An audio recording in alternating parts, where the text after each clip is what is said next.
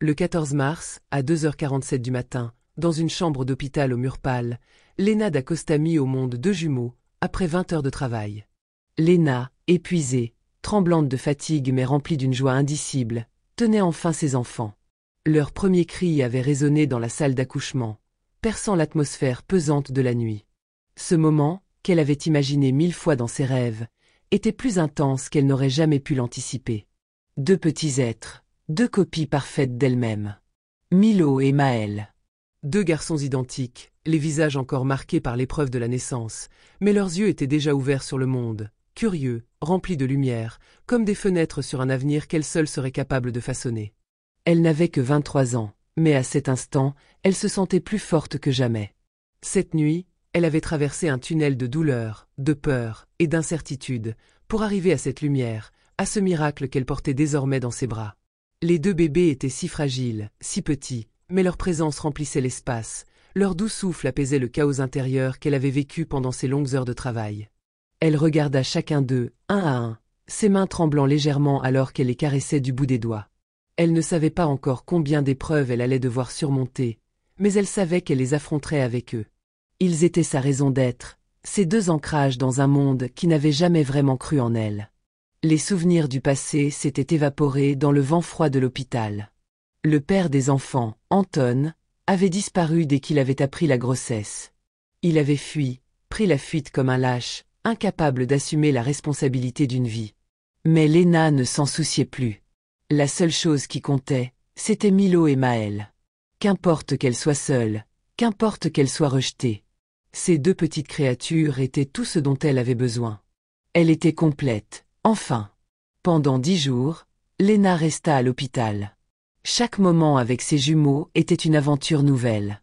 Elle s'émerveillait de chaque petit geste, chaque battement de cœur, chaque éclat de rire, aussi minime soit-il. Elle passait ses journées à les regarder, à les câliner, à observer leur sourire naissant. La maternité lui apportait une paix qu'elle n'avait jamais connue, une sorte de calme intérieur qu'aucune tempête passée ne pouvait effacer. Les infirmières l'aimaient. Elle était douce, attentive, toujours présente. Il y avait une sincérité dans sa manière d'être, une humilité qui faisait fondre les cœurs. Elle la voyait souvent, assise sur le lit, les bébés dans les bras, un sourire de maman épanouie, douce comme une caresse. Elle avait ce regard empli de tout l'amour qu'elle n'avait jamais reçu, mais qu'elle avait décidé de donner sans réserve à ses enfants. Et puis, il y avait la lumière des journées qui passaient, les rayons du soleil qui se glissaient à travers les rideaux blancs, créant des éclats dorés sur les visages endormis des bébés. Tout semblait parfait, comme un rêve qui ne pourrait jamais se terminer. Mais le 10e jour. Ce jour-là, une ombre vint perturber l'instant. Le 10e jour, Julie entra dans la chambre de Lena. Julie était une infirmière douce, toujours souriante. Mais ce jour-là, quelque chose avait changé dans son regard. Son visage était plus pâle que d'habitude, et ses yeux brillaient d'une lueur d'anxiété. Elle portait un dossier dans les mains, qu'elle serra nerveusement. Elle s'approcha du lit de Lena, fermant doucement la porte derrière elle. Il y avait un malaise palpable dans l'air. « Madame d'Acosta, il faut que je vous parle en privé. » Lena, un peu déstabilisée par le ton inhabituel de l'infirmière, la regarda attentivement, se demandant ce qui n'allait pas. Elle serra instinctivement Maël contre elle, comme pour le protéger d'une menace invisible. « Oui, bien sûr, que se passe-t-il » demanda-t-elle, une lueur de doute traversant ses yeux. Julie s'assit à côté d'elle, le regard fuyant, comme si chaque mot qu'elle allait prononcer allait déchirer quelque chose d'indestructible. Une procédure interne. Nous avons eu un petit incident technique. Une alarme de sécurité qui a été déclenchée dans la salle de néonatologie. Par mesure de précaution, et pour éviter toute erreur, l'hôpital a procédé à une vérification ADN des nourrissons. Lena fronça les sourcils, ne comprenant pas où cela allait la mener. Elle serra son fils contre elle un peu plus fort, son cœur commençant à battre plus vite. Et qu'est-ce que cela signifie ? Julie ferma les yeux un instant, comme si elle s'apprêtait à annoncer une vérité trop lourde à porter. Quand elle parla enfin, sa voix trembla, une brume de regret se lisant dans chaque syllabe. L'un des jumeaux n'est pas votre fils biologique. Un silence assourdissant envahit la pièce. Lena, sous le choc, sentit son cœur s'arrêter un instant. Le monde sembla s'éclipser autour d'elle. Elle fixa l'infirmière, incapable de saisir la réalité de ses paroles. Le bourdonnement sourd dans ses oreilles devint plus fort, un vertige soudain s'empara d'elle. « Ce n'est pas possible, murmura-t-elle, presque dans un souffle. Ils sont nés de moi. Je les ai portés. » Julie baissa la tête, gênée. Elle paraissait brisée, comme si cette révélation était aussi douloureuse pour elle que pour Léna. Une autre femme, Sarah Méjean, a accouché le même jour, dans la salle voisine. Il y a eu confusion. Les bracelets ont été échangés par erreur. C'est une erreur de notre part. Nous avons mené la vérification, et l'un des bébés appartient à une autre famille. Léna sentit le sol se dérober sous ses pieds. Le choc était trop violent, trop inhumain. Elle serra Maël contre elle, son cœur battant la chamade. Cette pensée, un autre bébé, un autre monde, une autre mère. Ses jumeaux. Les siens. Était-ce possible? Comment pourrait-elle choisir? Comment pourrait-elle? La réalité la frappait comme une vague dévastatrice, emportant tout sur son passage. La vérité s'effondrait sur elle, inévitable. Et pourtant, le doute, l'incertitude, le sentiment de trahison persistaient. Quelque part, dans cet hôpital, une autre femme vivait son propre cauchemar. L'hôpital organisa une rencontre. La salle dans laquelle Léna entra semblait être le reflet d'une neutralité clinique, presque impersonnelle. Les murs étaient d'un blanc éclatant, mais glacé, sans vie. Une simple table ronde, quelques chaises, et la froideur de l'air conditionné. Léna s'assit, ses mains serrées sur ses genoux, essayant de retenir les émotions qui menaçaient d'éclater en elle. À ses côtés, la psychologue, elle-même affectée par le poids de la situation, offrait un regard compatissant mais distant. En face d'elle, Sarah Méjean, la femme dont le visage exprimait une inquiétude sincère mais aussi une détermination farouche. À ses côtés, un avocat, le regard fermé, concentré sur les papiers qu'il feuilletait. Le silence qui s'installait était lourd, presque palpable. Ce n'était pas un simple débat sur la garde d'enfants. Il s'agissait de questions profondes, d'un affrontement entre des vies tissées par le hasard, l'erreur, mais aussi l'amour et le besoin impérieux de retrouver ses racines. Sarah, une femme plus âgée, la quarantaine passée, se tenait droite, malgré la fatigue visible dans ses yeux. Elle avait pris un enfant qui n'était pas le sien dans ses bras pendant 10 jours. 10 jours où, contre toute attente, elle était devenue la mère de ce petit être. Elle l'avait nourri, bercé, réconforté.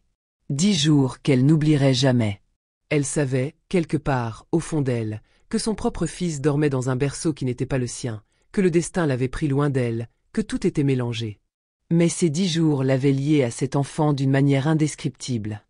Les paroles de Sarah, tremblantes, brisées, traversèrent enfin le silence comme un souffle désespéré. « Je ne veux pas t'arracher ton fils, » dit-elle d'une voix pleine de douleur. « Mais je veux connaître le mien, savoir où il est, le tenir, entendre son cœur battre contre le mien, ne serait-ce qu'une fois. » Léna, le cœur noué, sentit une onde de chagrin envahir son être.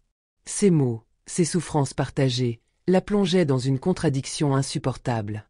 Elle avait vu les 2 garçons, Milo et Maël, grandir ensemble, côte à côte.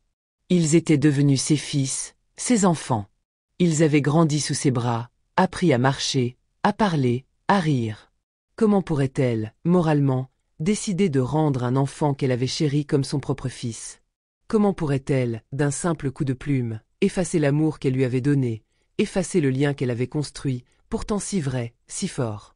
La vérité du test ADN ne pouvait-elle pas être mise de côté, face à l'évidence de ce qu'elle avait vécu? Elle se leva, secouée par l'émotion, son regard perdu dans celui de Sarah. Les 2 femmes se scrutaient, chacune essayant de comprendre ce que l'autre vivait.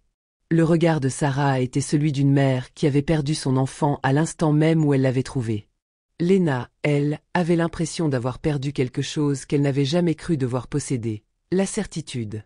Les avocats, eux, se préparaient à ce que l'affaire suive son cours. L'hôpital reconnaissait une grave erreur dans l'échange des bébés. Les discussions sur le droit parental, sur la filiation, sur les préjudices subis par Sarah étaient inévitables. Les discussions se déplaçaient lentement, mais toujours sur le même terrain juridique, froid et sec, loin des émotions humaines qui s'étaient tissées entre les 2 mères.